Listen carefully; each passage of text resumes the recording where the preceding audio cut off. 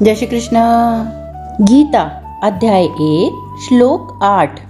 वे योद्धा हैं आप, भीष्म, कर्ण तथा संग्राम विजयी कृपाचार्य, अश्वत्थामा, विकर्ण, सोमदत्त का पुत्र तथा जयद्रथ। दुर्योधन अब अपने गुरु द्रोण को अपनी सेना के शक्तिशाली रक्षकों के नाम बता रहा है। यहाँ हम जानेंगे कि सांसारिक इच्छा को प्रबल करने वाली कौन सी शक्तियाँ हैं। दुर्योधन कहता है कि मेरी सेना के प्रधान हैं स्वयं आप यानी द्रोण। द्रोण यानी आदत या हमारी आंतरिक प्रवृत्ति। दूसरे हैं भीष्म यानी जो भीतर की ओर देखता अहम।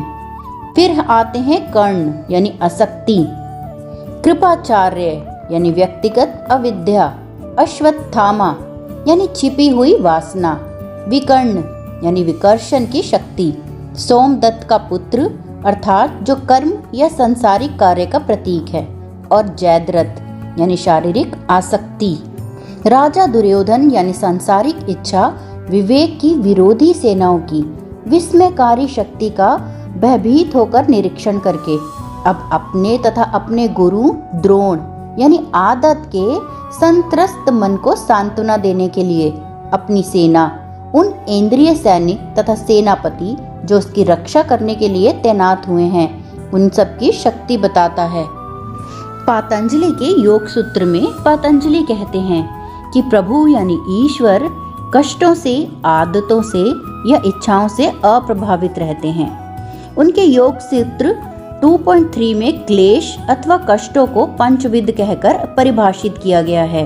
पहला है अविद्या या अज्ञान, दूसरा अस्मिता या अहम, तीसरा है राग यानी आसक्ति, चौथा है द्वेष यानी घृणा और पांचवा है अभिनिवेश यानी शरीर से आसक्ति।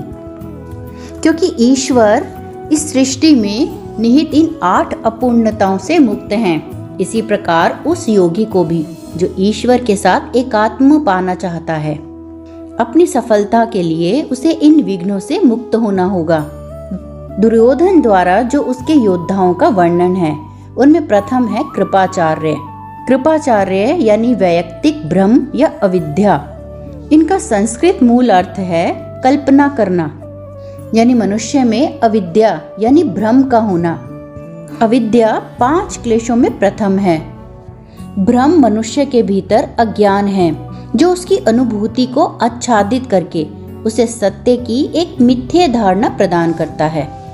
दूसरे हैं भीष्म यानी अहम। भीष्म का अर्थ है डराना, यानी जिसके पास विस्मयकारी शक्ति है, यानी जो प्रतिबिंबित ब्रह्म है, जिसका व्यक्तित्व परमात्मा से नहीं अपितु दृश्य जगत से एक रूप होता है। भीष्म यानी अहम यानी अस्मिता पांडवों के सबसे शक्तिशाली प्रतिद्वंदी हैं, जो इस प्रकार मेरुदंडीय चक्रों में स्थित उन आध्यात्मिक शक्तियों के हृदय में सबसे अधिक भय उत्पन्न करते हैं, जो परमात्मा की ओर मुड़कर दिव्य आत्म चेतना के राज्य को पुनः स्थापित करने के लिए प्रयास कर रही हैं। पतंजलि में वर्णित क्लेशों में अहम द्वितीय हैं। अहम यानी अस्मिता यानी मैं हूँ। इस प्रकार यह अहम गीता में वर्णित प्रतीकात्मक भीष्म ही हैं। तीसरे हैं कर्ण, आसक्ति या राग। कर्ण का अर्थ है वह जो कार्य करने में अपनी स्वाभाविक आदत की प्रवृत्ति के अनुसार व्यवहार करता है। कर्ण यानी सांसारिक कार्य करने की प्रवृत्ति।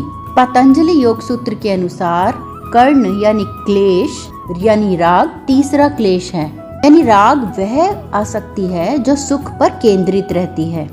कर्ण 5 पांडवों का सौतेला भाई है। उन सब की माँ कुंती है। पांडु के साथ विवाह से पूर्व कुंती ने सूर्य देव का आह्वान करके अपनी दैवीय शक्ति प्राप्त की और उसका प्रयोग करके उन्हें एक पुत्र कर्ण प्रदान हुआ। क्योंकि उस समय वह अविवाहित थी, इसीलिए उन्होंने उस बच्चे का त्याग कर दिया और वह बच्चा एक सारथी और उसकी पत्नी को मिला और उन्होंने उसे पाला पोसा। कर्ण की दुर्योधन से प्रगाढ़ मित्रता हो गई और कुरुक्षेत्र के युद्ध में उसने दुर्योधन का पक्ष लिया, यद्यपि उसने पांडवों के साथ अपने वास्तविक संबंध को जान लिया था।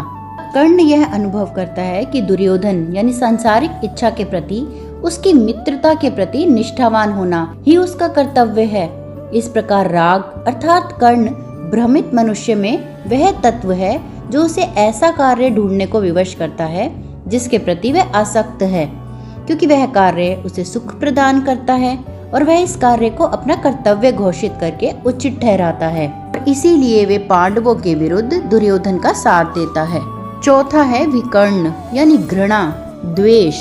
जिस प्रकार कर्ण आसक्ति का प्रतीक है, उसी प्रकार विकर्ण इसका उल्टा अर्थ रखता है, यानी वह जो अपनी स्वाभाविक आदत की प्रवृत्ति के अनुसार उन कार्यों से जो उसे सुख नहीं देते, उसे अप्रिय लगते हैं, वे उनसे बचने का प्रयास करता है।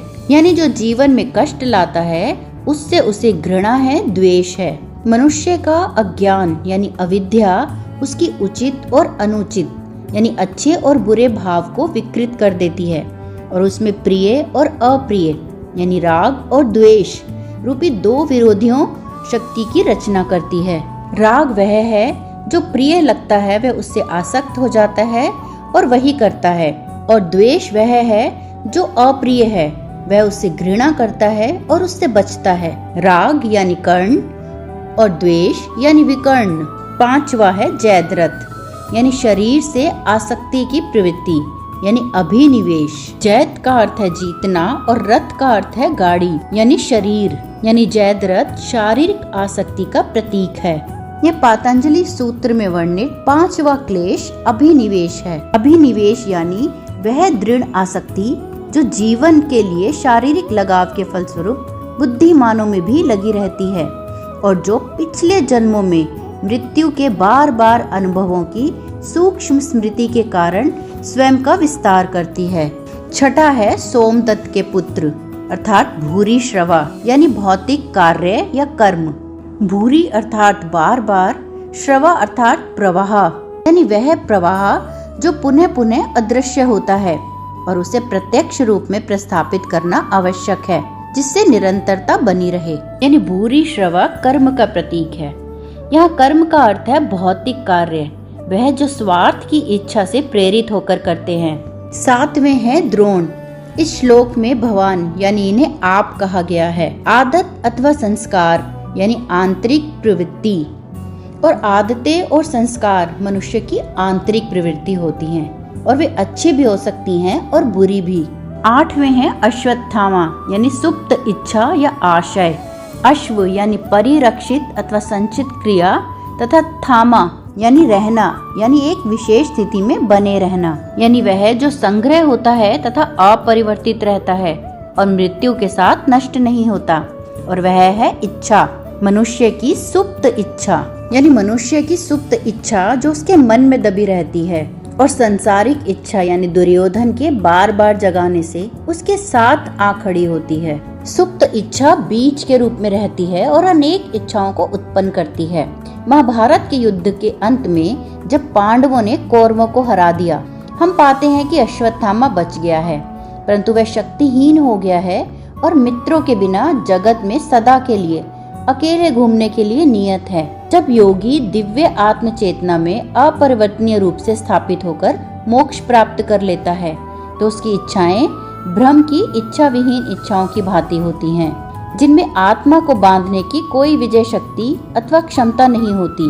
इस प्रकार संसारिक इच्छा, अहम, आदत, आसक्ति आदि बंधन के कारणों को नष्ट करना उस योगी भक्त का प्रथम लक्ष्य होता है, जो दुष्ट कुरु सेनाओं के विरुद्ध विवेक एवं आत्मशक्ति की दिव्य पांडव सेना की सहायता से युद्ध करना चाहता है।